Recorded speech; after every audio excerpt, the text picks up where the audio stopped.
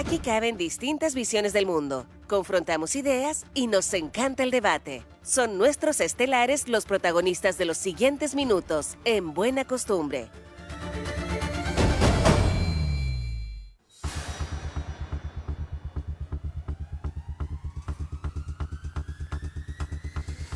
Bueno, ya estamos con los estelares súper atrasados. Sí. Y con la mala noticia que hay una interrupción del suministro de energía eléctrica en la planta transmisora de RDI, por lo tanto, y de varias otras estaciones, por lo tanto, no hay luz.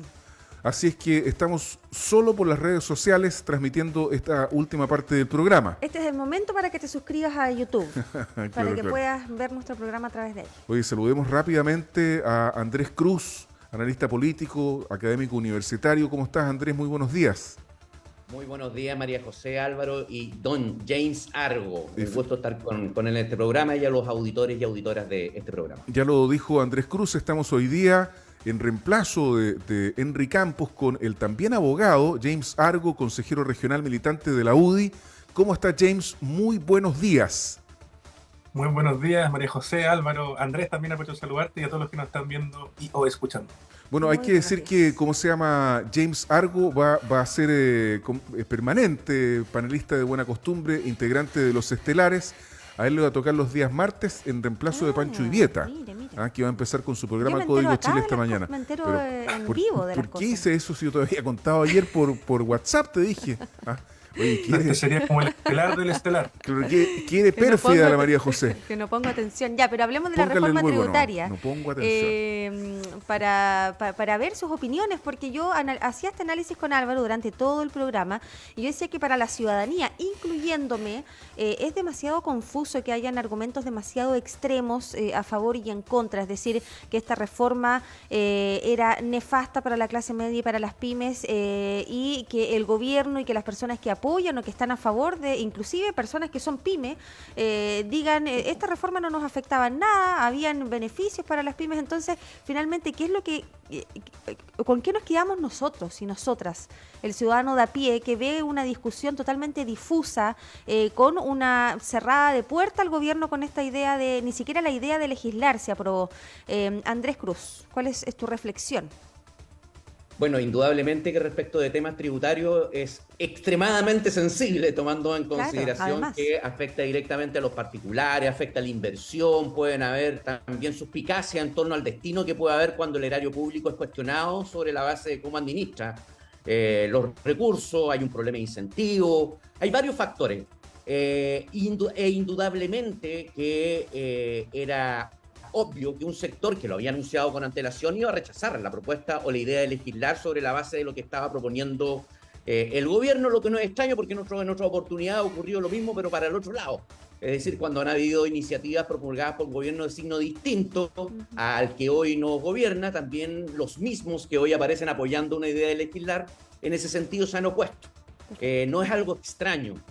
A mi juicio, esto es un golpe fuerte, porque la circunstancia que se inspira la idea de legislar implica también el hecho de que tengamos paralizado el debate durante un año, tomando en consideración que, dentro de mi perspectiva, creo que es importante reformar la matriz y los principios, o no los principios, es obvio que están sustentados sobre todas las bases, pero sí la forma en la que se encuentra el marco tributario en nuestro país, tomando en consideración la cantidad de exenciones que existen y otro tipo de beneficios que podrían estar destinados a otros factores. El punto que a mí me preocupa de este rechazo es que se contaba con votos que se suponía tenían cierta certeza en torno a que se iba a apoyar esta idea y no se tuvieron, y se supone, o forman parte del gobierno.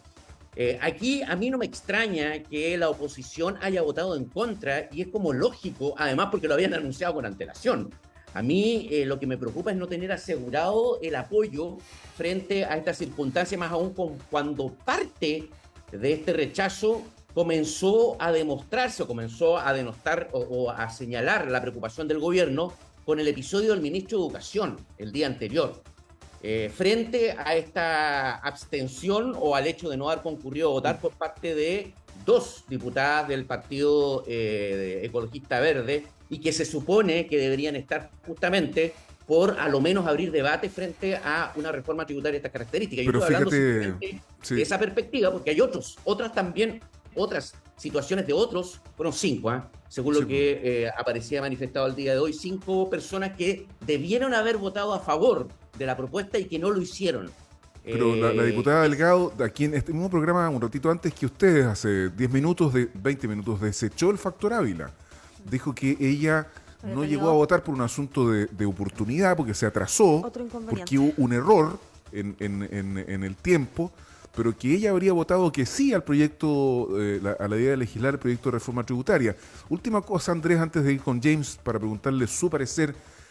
También dijo la diputada Delgado que el gobierno se apuró, que debió haber dejado pasar un tiempo, por lo menos una semana, para poder volver al trabajo legislativo, asegurar los votos, contarlos mejor. Y algo que a todas luces, Álvaro, disculpa que te interrumpa, se hablaba en pasillos. Sí, decía ella que era que la reforma que la iban a rechazar, entonces en todo ese ambiente no era propicio votarla ayer, como lo hizo el gobierno.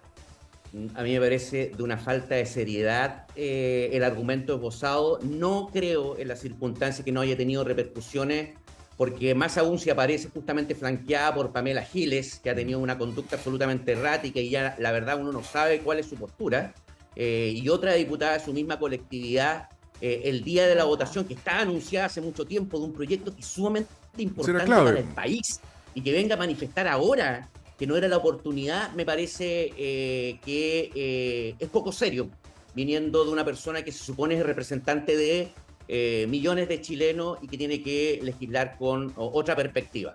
Insisto, no me extraña la oposición, estaba anunciado con antelación, la idea era perfeccionar este proyecto en el camino, pero lamentablemente ni eso se va a poder realizar y eso obviamente complica la gestión y el futuro del gobierno, a no ser que haya una estrategia distinta que tendrá que abordarse y tendrá que construirse en el curso de lo que viene, porque fue todo inesperado.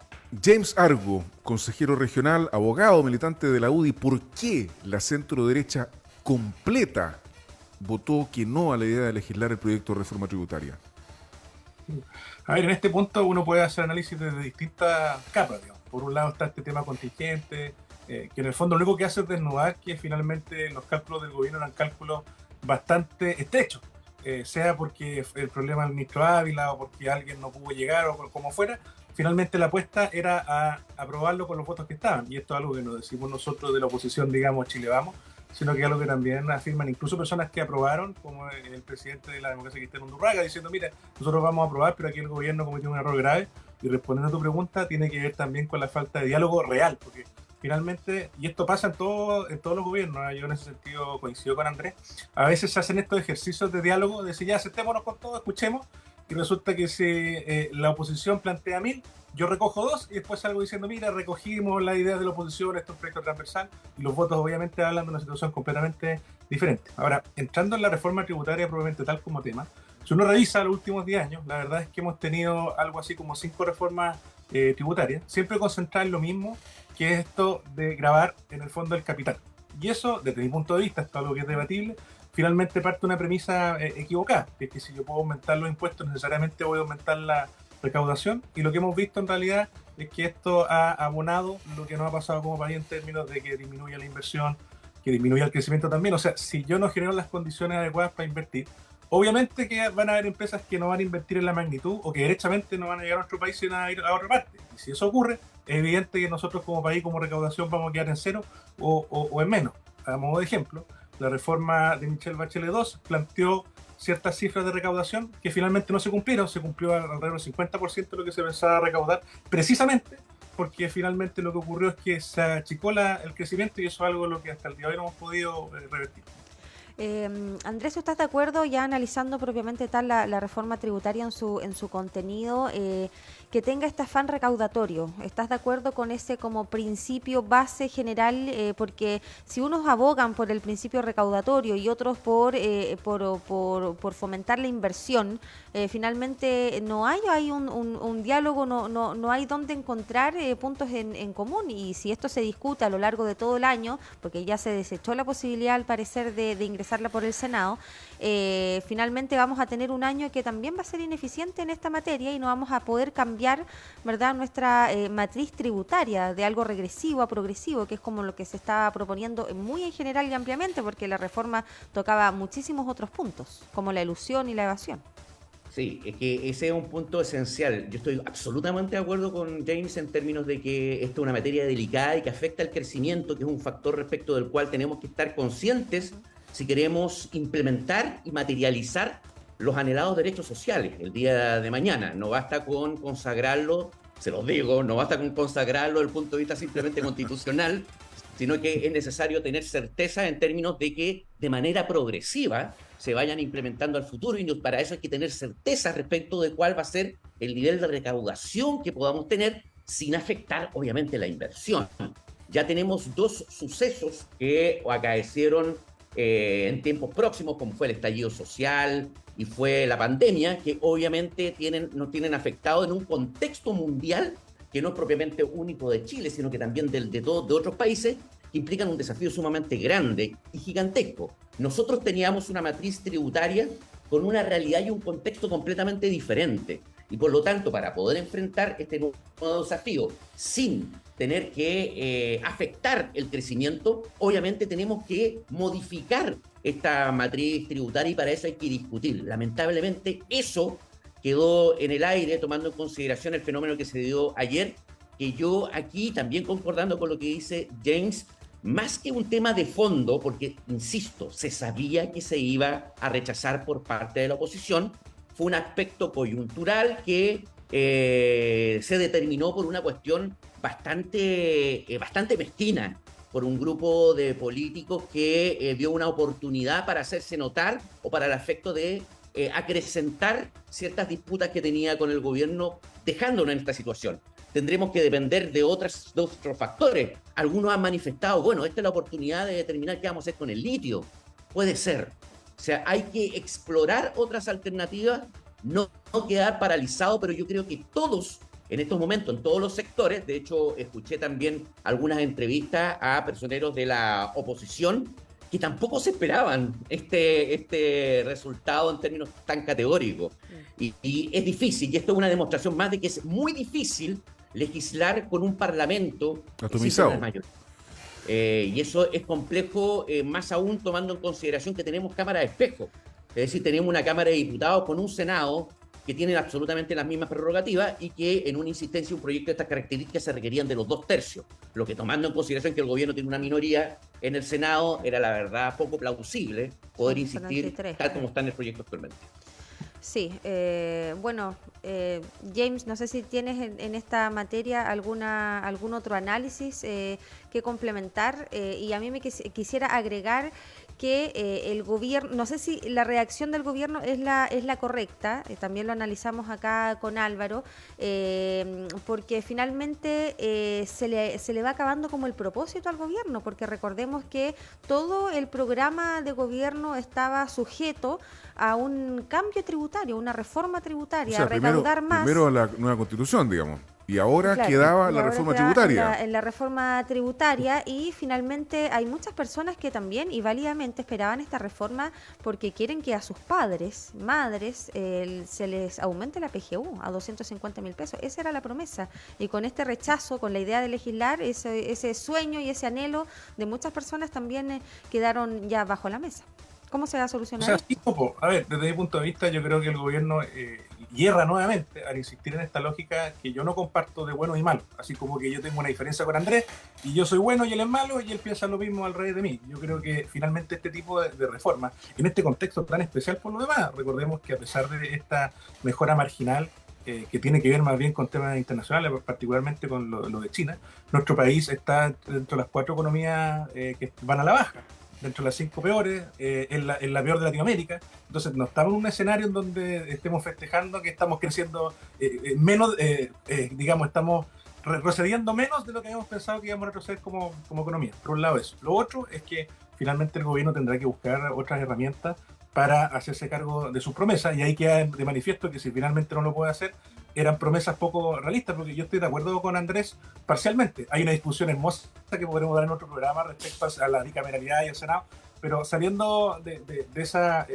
discusión, finalmente aquí a lo que uno tiene que tender es a una reforma que ojalá le haga sentido a la mayoría, porque la idea de esta reforma, claro, uno tiene que actualizarse, uno tiene que incorporar otros elementos, pero cuando se empiezan a incorporar elementos que son más bien periféricos, o sea, por ejemplo, esta cosa del impuesto al ahorro, porque eso finalmente es lo que está ocurriendo con las empresas. Uno dice, chuta, yo me quiero comprar un televisor y empiezo a ahorrar para comprármelo en 6 meses, y el Estado lo que me dice, mire, perfecto, cuando usted lo compre me paga el IVA, pero usted vaya adelantándome porque usted está ahorrando, que es una lógica completamente contraria a lo que hemos hecho generalmente como país. O no sé, esto de la integración también, pues hay un problema real, que es esto de que finalmente con esta integración que tiene nuestro sistema, a veces se hace un fraude y se camufla una reinversión con un verdadero retiro. Y eso es algo que hay que arreglarlo y hay que abordarlo adecuadamente. Pero desde mi punto de vista no es necesario destruir el sistema, que es un sistema que en realidad en varios países además se mira con bastante buenos ojos. Y así estos compromisos tienen que incorporar a todas las partes. Yo echo de menos también, así como se le pide siempre, y yo estoy de acuerdo, compromisos mayores al sector privado, que también el sector público haga algunos compromisos en torno a gastar mejor. No se habló nada del tema de la informalidad, que es algo que también ahoga hoy por ahí a las pymes. En fin, yo estoy seguro, por ejemplo, que las personas que están dedicadas a la construcción van a estar muy llanos a pagar más, siempre y cuando el Estado genere iniciativas y genere instancias para que los proyectos puedan avanzar de una forma más rápida, cumpliendo, por supuesto, con toda la permisología que corresponde.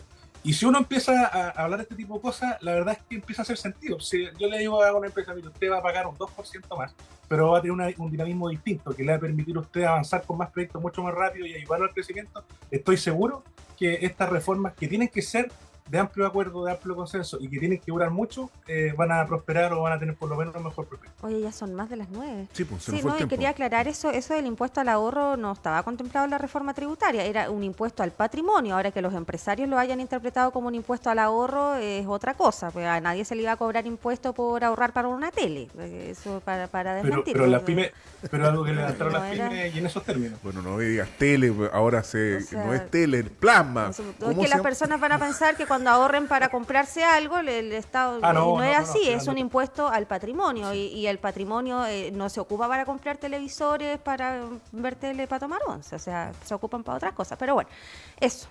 Andrés, no sé si algunos segundillos más. No, yo creo que es 30 importante segundos. tomar en consideración que en el futuro cambio de gabinete se tenga a la luz una visión un poco más pragmática. Y esta visión pragmática implique también el hecho de tener que, nos duela o no nos duela, dejar de ser un tanto voluntarista y empezar a asumir que como gobierno no tenemos la mayoría en el Congreso y eso tiene efectos y hay que tomarlo en consideración previo a las propuestas. Yo sé que va a salir adelante el gobierno en todo caso frente a este desafío, lo ha hecho con antelación, pero obviamente hay que redireccionar para los efectos de lograr el cumplimiento del programa que se tiene a la vista. Gracias por estar acá, Andrés Gracias Cruz, a ambos. este día jueves. Y nos encontramos el próximo, y contigo, James, el próximo martes, junto al senador Gastón Saavedra. Muchas gracias por estar acá. Chau, chau. Chao, un abrazo. Chao.